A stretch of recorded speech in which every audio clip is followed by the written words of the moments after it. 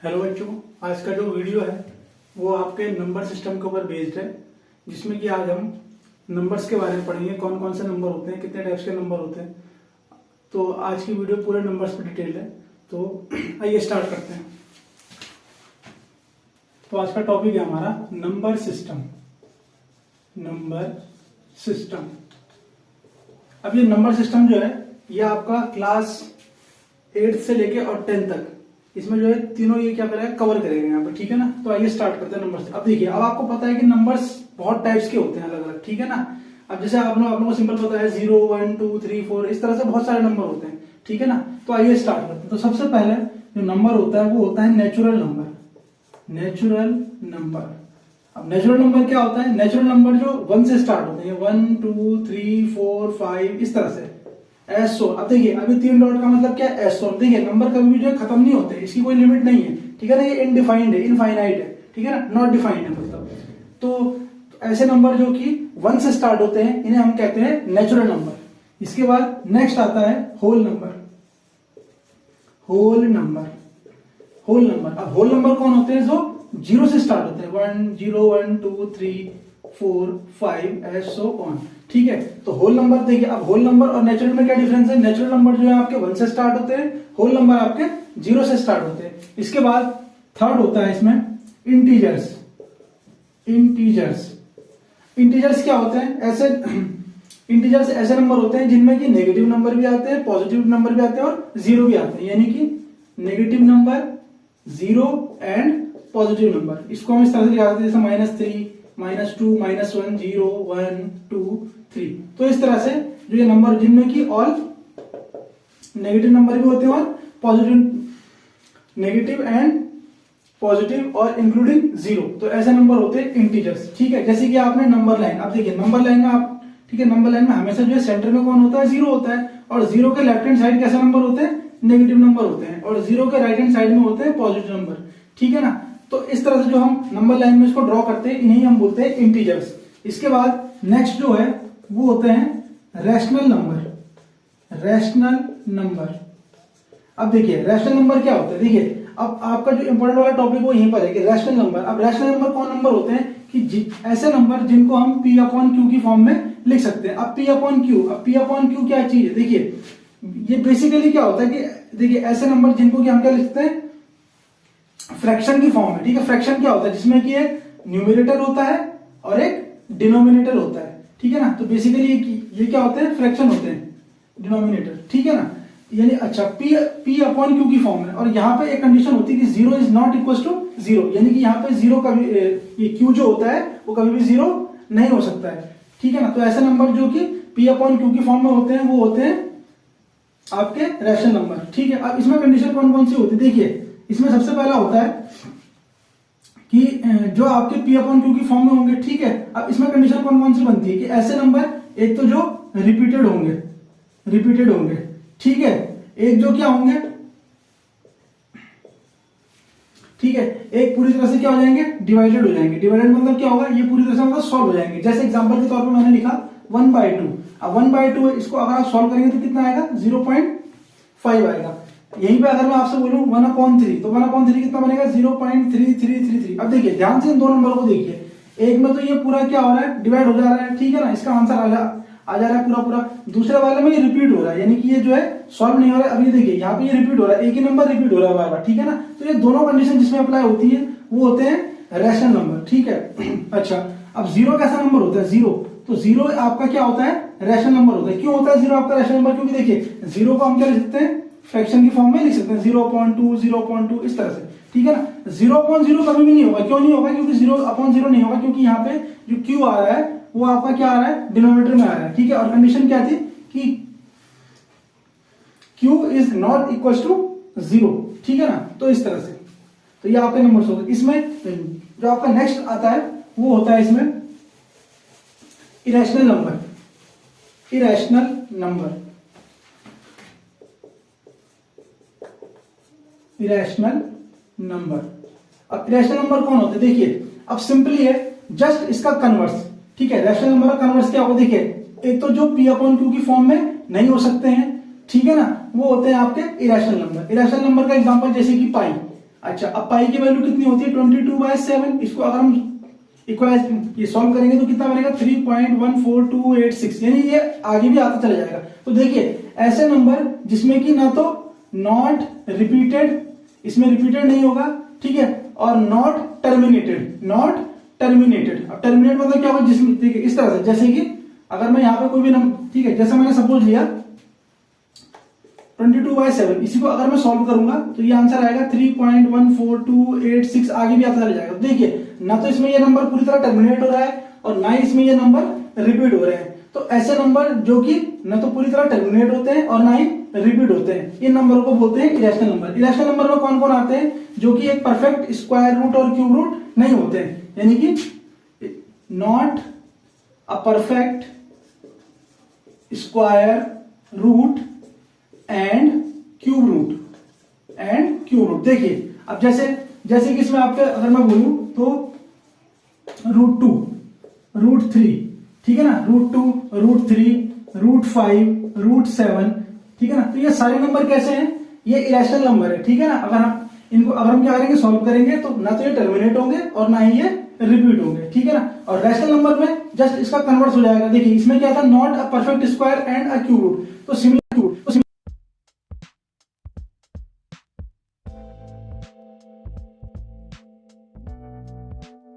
Rational number के example में, जैसे कि अगर हम बोले यहाँ पे √4, ठीक है ना, √4 को सॉल्व करेंगे तो क्या आएगा 2 आ जाएगा सिंपली, ठीक है ना। क्यूब 8 को सॉल्व करेंगे तो क्या आएगा 2 आ जाएगा, ठीक है ना।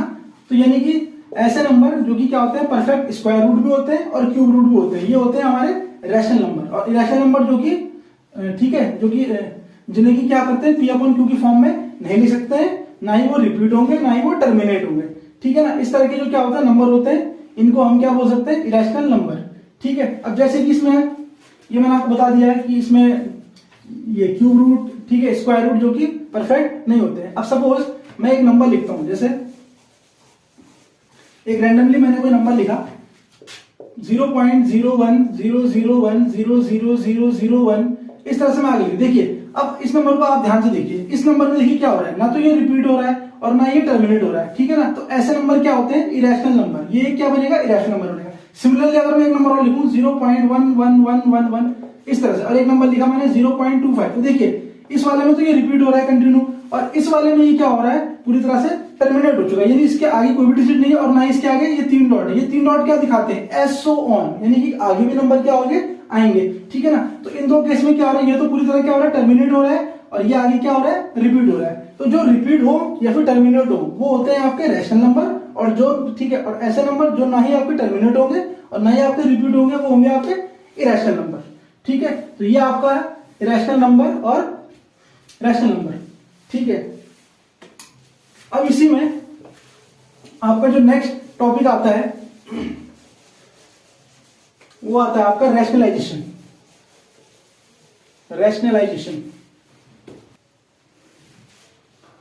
देखिए नंबर सिस्टम में एक आपके पास टॉपिक आता है रैशनलाइजेशन का, रैशनलाइजेशन।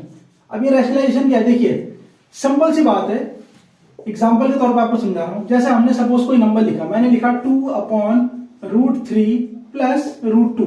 अब ये आपका नंबर दे रखा है। अब इस तरह से आपके पास क्वेश्चन आएगा कि इस नंबर का रैशनलाइजेशन करिए। देखिए रैशनलाइजेशन का मतलब क्या है, इसके डिनोमिनेटर में आपको ध्यान से देखना है। डिनोमिनेटर में देखिए कैसा नंबर दिखाई दे रहा है, √3 और √2 नंबर, ठीक है, √2 है। अब ये दोनों नंबर कैसे इरेशनल नंबर है, क्यों, क्योंकि ये क्या है, परफेक्ट स्क्वायर रूट नहीं है, ठीक है। अगर आप इनको क्या करेंगे, सॉल्व करेंगे, ठीक है, तो ये तो ठीक है, तो इनकी जो आंसर आएगा, ठीक है, वैल्यू आएगी, वो क्या होगा, ना तो वो टर्मिनेट होंगे ना ही वो रिपीट होंगे, ठीक है। अब इसको करने का तरीका क्या होगा कि अगर कभी भी डिनोमिनेटर में इरेशनल नंबर हो, ठीक है, कभी भी अगर आपके डिनोमिनेटर में कैसे हो, इरेशनल नंबर हो, तो आप उनका क्या करोगे, रैशनलाइजेशन करोगे, यानी इन नंबर को क्या बनाएंगे, रैशनलाइज करेंगे, ठीक है। इसे करने का तरीका क्या है, यहां पे जो डिनोमिनेटर है इसके रेसिप्रोकल से, इसके साइन के रेसिप्रोकल से, ठीक है ना, साइन के कंजुगेट बोल सकते हैं उसको, कंजुगेट, ठीक है। कंजुगेट मतलब क्या होता है कि यहाँ पे देखिए, यहाँ पे प्लस साइन था, इसका कंजुगेट होगा माइनस साइन, तो यहाँ पे लिखेंगे √3 - √2, यानी इसके कंजुगेट साइन से न्यूमरेटर में और डिनोमिनेटर में क्या कर देंगे, मल्टीप्लाई कर देंगे। तो ये आपका आएगा √3 -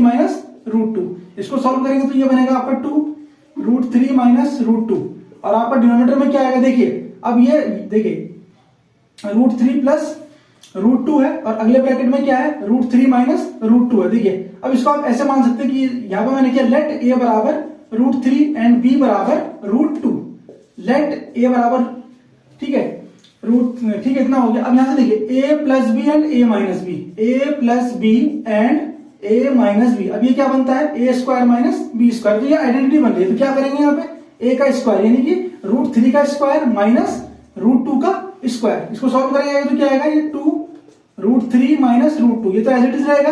नीचे वाले देखिए अब रूट का स्क्वायर करना, देखिए ध्यान से देखिएगा रूट का स्क्वायर करना तो क्या तरीका होता है √3 इंटू √3 करेंगे तो क्या आएगा ये √9 आएगा। √9 किसका होता है 3 का होता है। एक तरीका तो ये हो गया, या तो आप सिंपली ऐसे करेंगे √3 इंटू √3 करेंगे तो रूट से रूट कैंसिल हो जाता है तो इसका आंसर क्या आएगा 3 आएगा। तो ये बन जाएगा 3। ऐसे ही सिमिलरली √2 का होल स्क्वायर तो ये आपका क्या बनेगा 2 बनेगा। तो ये आ जाएगा आपका 2।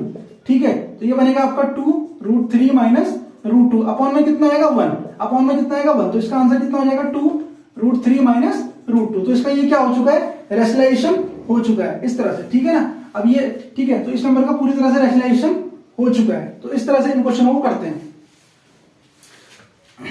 नेक्स्ट जैसे इसमें एक क्वेश्चन और लेते हैं।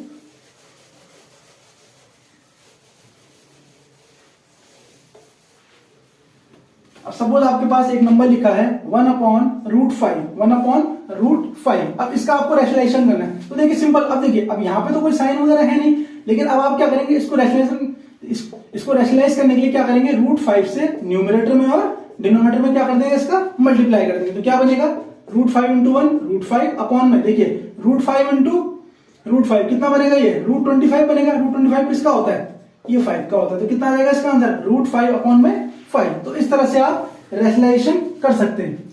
ठीक है इसी में आपके पास इस तरह से आ जाता है ऐड करने के लिए। ठीक है ना, दो इरेशनल नंबर को ऐड करना। सपोज मैं लिख रहा हूं √3 प्लस 1 एक ब्रैकेट में और प्लस करना है इसमें √2 प्लस 2।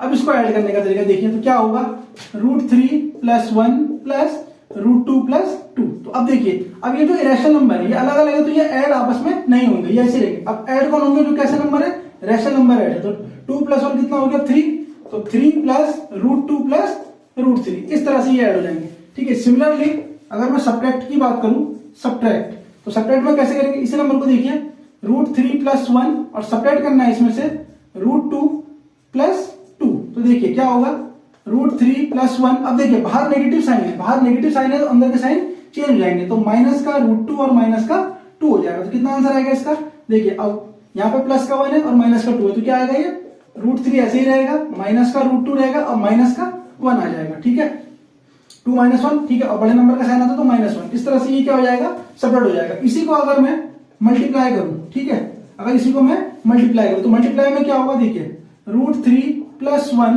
और मल्टीप्लाई करना है √2 प्लस 2। तो कैसे करेंगे पहले √3 का मल्टीप्लाई इन दोनों से करेंगे तो √3 इंटू √2 तो √3 इंटू √2 प्लस 2√3 ठीक है ना 2√3 हो गया। अब जो है 1 का मल्टीप्लाई इन दोनों से करेंगे तो प्लस √2 प्लस का 2। इसको सॉल्व करेंगे तो क्या आएगा 2 इंटू 3 इंटू 2 कितना है √6 प्लस 2√3 प्लस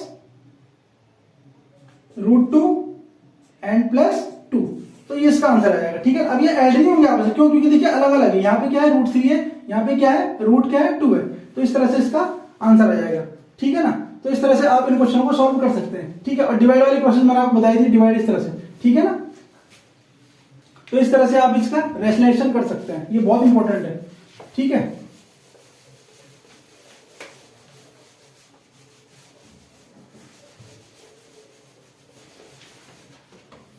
अब इसके बाद अगला टॉपिक जो आता है इसमें वो आता है एलसीएम और एचसीएफ निकालने का। ध्यान से देखेंगे एलसीएम बहुत सारे बच्चों को इसके बारे में मालूम होगा और कुछ बच्चों को मालूम नहीं भी होगा। सबसे पहले एलसीएम, तो एलसीएम की फुल फॉर्म क्या होती है least common multiple, least common multiple. और एचसीएफ होता है highest common factor, highest common factor. तो देखिए आइए स्टार्ट करते हैं। सबसे पहले देखिए एलसीएम, एलसीएम सपोज हमको कोई नंबर दिया है। सपोज मैं लिख रहा हूं 20 30 40 ये 3 नंबर हमारे पास है, इनका हमको एलसीएम निकालना है। ठीक है तो देखिए कैसे करेंगे सिंपली 20, 30 एंड 40।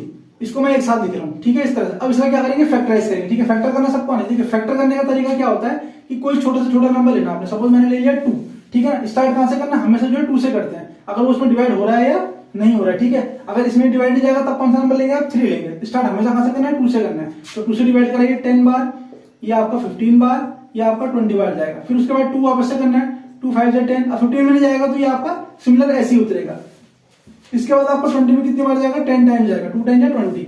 इसके बाद आपका फिर से 2, जब तक 2 से डिवाइड जा रहा है तब तक आप क्या करेंगे, 2 से ही डिवाइड करेंगे। तो 5 का 5 आएगा, 15 का 15 आएगा, और यहाँ पे 2 5 10। अब देखिए यहाँ पे, अब इसके बाद लेंगे 3, तो 5 का 5, 3 5 से 15 एंड 5 का 5। अब इसके बाद लेंगे 5, तो 5 1 जा 5, 5 जा 5, 5 जा 5। अब ये इसके क्या, ये इसके फैक्टर आ चुके हैं, तो 2 इंटू 2 इंटू 2 इंटू 3 इंटू 5, 1 2 3। देखिए ये इसके फैक्टर आ चुके हैं। अब इसका आप क्या कर देंगे, प्रोडक्ट निकाल देंगे, मल्टीप्लाई, तो 2 2 जा 4 2 जा 8 3 8 5 जा 40, 40 इंटू 3, तो ये बन जाएगा आपका 120। तो इसका एलसीएम कितना आया, 120 एलसीएम आ गया, ठीक है। जैसे कि नेक्स्ट अगला इसी में 9 12 15 21, इस तरह से हमने कोई भी नंबर ले लिया, ठीक है। 30, इन सबका एलसीएम निकालना है। फिर तो ठीक है, फिर से क्या करेंगे, सबको एक साथ लिखेंगे, इस तरह से फैक्टराइज करेंगे। स्टार्ट कहां से करना है, 2 से करना है। 9 एज इट इज उतरेगा, ये 6 बार जाएगा, ये 15 बार जाएगा, ये 21, ये 15 बार जाएगा। फिर से 2 कराएंगे, 9 3 15 21 और ये 15। अब 3 से करेंगे, 3 3 जा 9, 3 1 3, 3 5 जा 15, 3 7 जा 21, 3 5 जा 15, ठीक है। देखिए ये फैक्ट, देखिए हमको जो है क्या कर रहे हैं हम, इसको हम क्या कर रहे हैं, फैक्टराइज कर रहे हैं। फैक्टराइज में जब तक इसका डिवाइड, जब तक यहाँ पे कि 1 ना आ जाए तब तक इसको क्या करें, कंटिन्यू इसको कैलकुलेट करेंगे। अब देखिए किससे करेंगे, वापस से 3 से करेंगे, 1, फिर यहाँ पे 1, ये 5, ये 7 और ये 5। अब क्या करेंगे 5 से, फिर 1 1 1 7 और फिर यहाँ पे 1, फिर करेंगे 7 से, फिर यहाँ पे भी क्या आएगा 1। तो ये इसका फैक्टर आ गया। फैक्टर क्या क्या निकले इसके, 2 into 2 into 3 into 3 into 5 into 7। इसको मल्टीप्लाई कर देंगे, ये इसका आंसर आ जाएगा। 2 2 जा 4 3 जा 12, 3 जा 36, 36 इंटू 35। इसको मल्टीप्लाई कर देंगे, ये इसका आंसर आ जाएगा। तो इस तरह से आप एलसीएम को निकाल सकते हैं। इसके बाद एचसीएफ, हाईएस्ट कॉमन फैक्टर। अब एचसीएफ कैसे निकालते देखिए,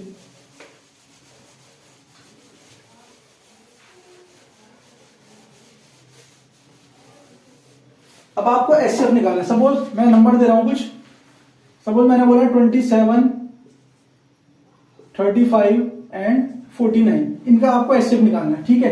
तो एक तरीका तो क्या है, एक साथ आप निकाल दो, ठीक है, जैसे हमने एलसीएम निकाला था। एक तरीका इंडिविजुअल, ठीक है, तो पहले एक साथ। लेकिन अब इसमें क्या देखना है, देखिए ध्यान से समझना। अब यहाँ पे आपको एचसीएफ निकालना है, तो यहाँ पे आपको एक ऐसा नंबर लेना है जिससे कि जो है तीनों में डिवाइड चला जाए, ठीक है। जैसे कि अगर मैं 2 की बात करूं तो देखिए 2 से यहाँ पे कोई भी नंबर डिवाइड नहीं होगा। अगर मैं 3 की बात करूं तो 3 से भी कोई भी नंबर यहाँ पे डिवाइड नहीं होगा। यानी हमको कोई ऐसा नंबर लेना है जिससे कि इसमें जो है सबका क्या आ जाए, डिवाइड आ जाए, ठीक है। तो यहाँ पे क्या नंबर हो सकता है, वो उसका 5 से भी नहीं जाएगा, ठीक है ना। एक तरीका तो ये हो गया डायरेक्ट। अगर मैं इसको इंडिविजुअल करूं तो यहाँ से देखिए इंडिविजुअल कैसे करेंगे। 27 का पहले आप क्या करेंगे, फैक्टराइज करेंगे। 3 9 27, 3 3 जा 9, 3 1 जा 3। इसके बाद 35 का फैक्टर करेंगे तो ये जाएगा आपका 5 से, 5 7 जा 35, 7 1 जा 7। इसके बाद आप करेंगे 49 से, 49 जाता है आपका 7 में, ठीक है ना। अब ये इसके फैक्टर आ गए अलग अलग, 3 इंटू 3 इंटू 3, ये किसके फैक्टर आए आपके 27 के। इसी तरह से 5 इंटू 7, ये किसके फैक्टर आए आपके 35 के। और 7 इंटू 7, ये किसके फैक्टर आए आपके 49। अब देखिए अब एचसीएफ में क्या होता है, कॉमन। ये कॉमन का मतलब क्या होता है, जो इन तीनों में कॉमन आ रहे होंगे फैक्टर। देखिए अब इन तीनों में कोई भी कॉमन नहीं आ रहा है, इन तीनों में कुछ भी कॉमन नहीं आ रहा है, तो इसका एचसीएफ कितना होगा। अगर कहीं पे कुछ भी कॉमन है तो कॉमन होता है 1, तो इसका एचसीएफ कितना होगा, 1 होगा, ठीक है ना। देखिए एक तरीका तो ये हो गया, सिंपल वाला मेथड ये होता है, और ये वाला तरीका भी है। लेकिन इसमें आपको ऐसा नंबर लेना है कि जिससे जो है ये तीनों नंबर्स का डिवाइड हो जाए, लेकिन ऐसी कोई यहाँ पे डिजिट नहीं आएगी। तो ये इसका एचसीएफ कितना होगा, 1 होगा, ठीक है।